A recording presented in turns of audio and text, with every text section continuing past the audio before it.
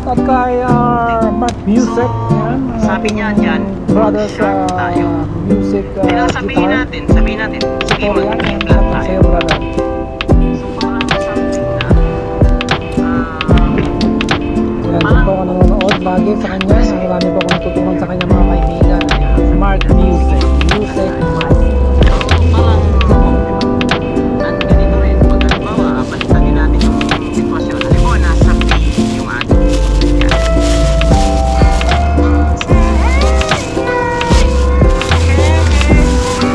Sabi niya, magbaba ka lang konti kasi mataas, mag-flat tayo. Then sabihin natin, okay, Let's go. mag-sharp tayo. So parang something confident kasi hindi siya ang tungkol sa ating kinig. Ano ba tayo naiwan doon? Hindi na. Wala naiwan kasi matuloy. So, wala na po yung sunset mga kaibigan. Sige, mag-flat So, magpatuloy tayo sa paglalakbay. Nataasan Siyempre, siya maglalakbay dito sa tayo ating ng mga- P, sample sa ating P, nataasan din sabihin natin na okay, mag-A-sharp tayo. Yan, so, siya ganun. Basurahan Kaya yan. yung inharmonics na yan, yung A-sharp slash B flat. Wait lang. Yan na specific. Alam nyo kung bakit tinatabi nila sa daan yung basurahan? Kasi po, pag nag-collect po ng basura, ang mga garbage truck, madali po nilang masungkit. Kasi Ang masabi, bakit hindi nyo alam ito? Theory na to about sa pollution. Kaya na sinabi ko, technically speaking, mayroon talagang A-sharp na family chords. So yun mga kaibigan, Yan ang mga tapos na tayong kumain. yung mga chords na yan is nasa Mag time lapse, tapos na tayong magpahinga. tingnan Yan. natin dito sa ating gitara. Isang makabuluhang paglalakbay. Bye for now, Sharp. Idol Mark Music. Yan. O yung ating ano kasi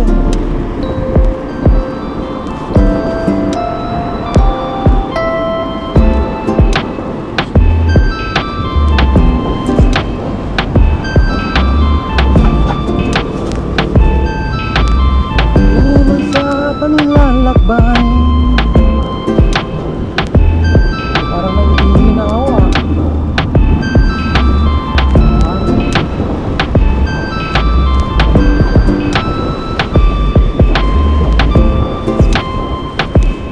Sarap mag-jogging dito Mahangin. Yan, umahangin na.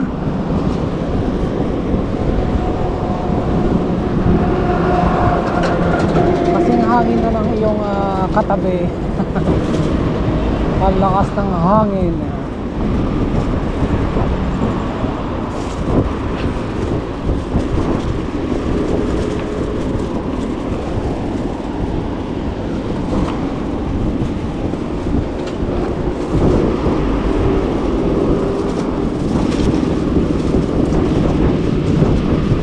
So mag-CR muna tayo dyan sa kabilang barangay para hindi po mabigat ang ating mga dinadala.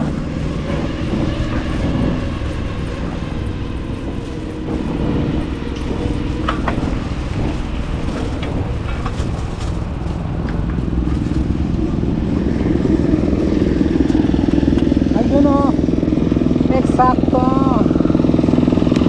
Hey.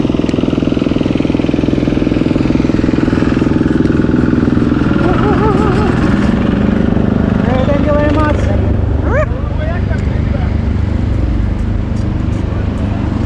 Hey. Thank you very much. Ang daming daga. Woo!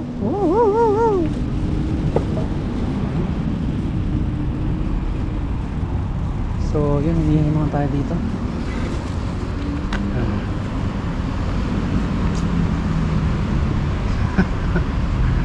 May mga kaibigan mo tayo sa YouTube na yun, pati CR to, pinapasok na natin. Pinapasok natin para yung camera may baha. Ang linis yun. Yan, prepare na yung ano. Mag-ihi dito ba dyan sa kabila?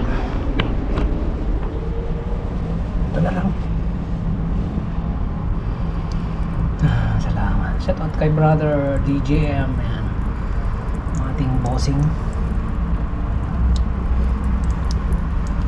Lagi nanonood ng ating video. Shoutout sa iyo, brother. More videos and vlog to come. Yan. Huwag ka mag-alala, ha? Lahat ng video mo panonoorin natin yan. At meron tayong oras, panahon para pagtuunan ko ng pansin.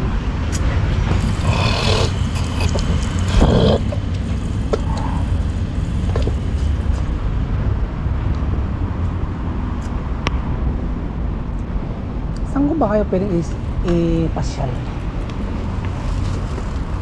Yun, dito muna tayo. Rowers by the Bay. Ayan, feature natin yung Rowers by the Bay.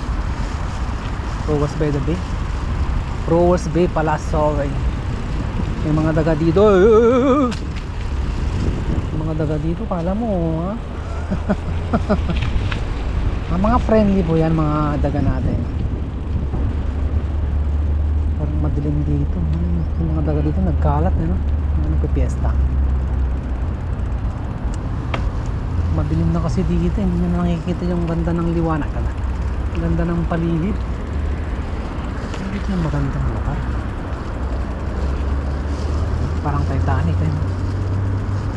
Oh, tanggal yung isang kahon. Naman, ang ganda ng lugar na to. Isang pitik naman dyan.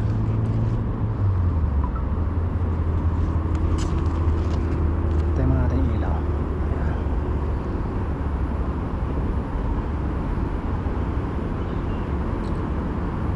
Night view.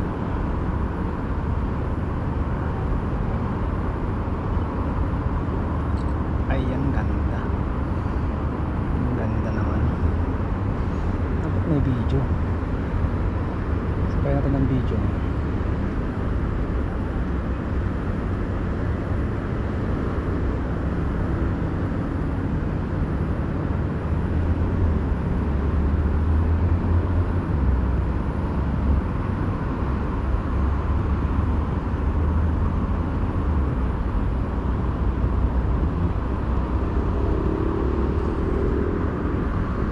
Diba? Ang ganda.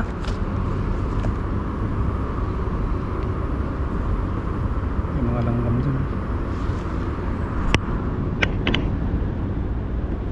So let's go.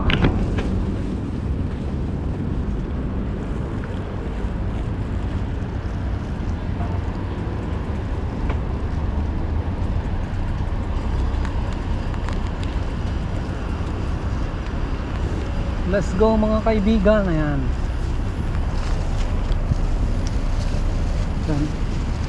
Iikot ko muna kayo dito pansamantala. Ayan. Ang daming daga dito, ha? Siyempre yung mga dagang bukid, ha? Hindi po yung mga dagang galing po sa mga basurahan. Ito yung mga daga dito sa tabing ilog. Ayan. Dagang tabing ilog ba, ha? Ang tawag yan.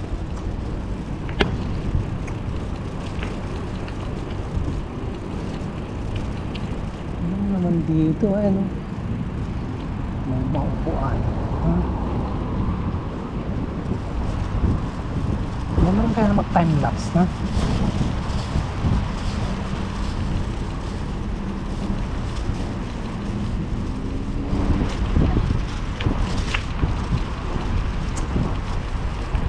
Ano yung pinakamagandang pwesto dun?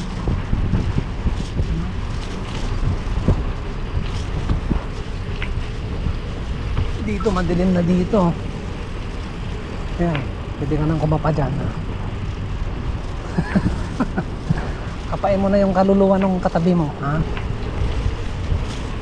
My goodness. Mga ilaw dito, natatabunan ng mga puno, eh. Ay, madilim.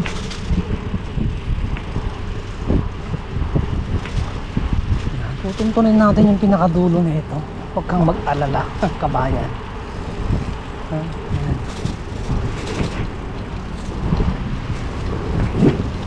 So may mga nagpipiknik dito. Ayan.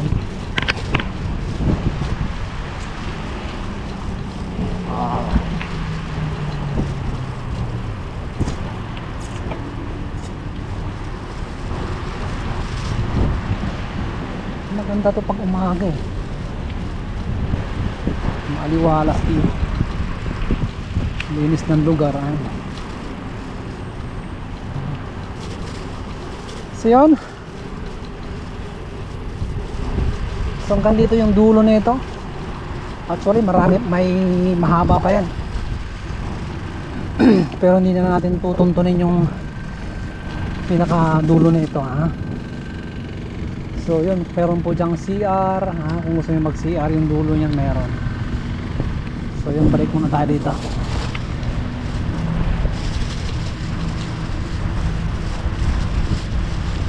Sana mag time lapse dyan. Dapat kaninang mga sunset dito tayo daw kumain. Sayang. Perfect na perfect sana.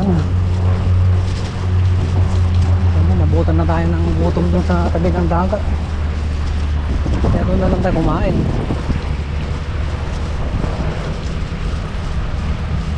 So meron na yung upuan dito. Ayan o.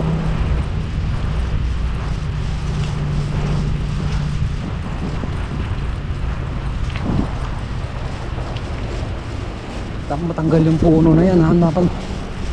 Hindi po safe sa mga riders yan. Kasi po sa kurbada hindi mo makikita yung sinong kasalubong.